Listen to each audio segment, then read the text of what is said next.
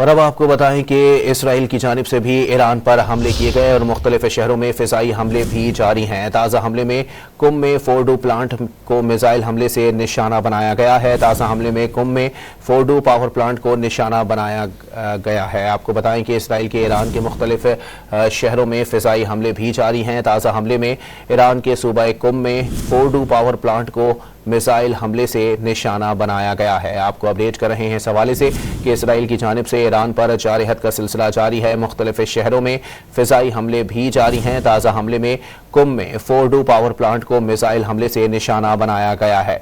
अहम खबर है, अपने नाज़रीन को आगाह कर रहे हैं कि एक जानिब ईरान की जानिब से जवाबी कार्रवाइयों का सिलसिला जारी है, वहीं इसराइल की जानिब से भी जारहत का सिलसिला जारी है। इसराइल के ईरान के मुख्तलिफ शहरों में फ़िज़ाई हमले भी जारी हैं। ताज़ा हमले में कुम में फोर्डू पावर प्लांट को मिसाइल हमले से निशाना बनाया गया है।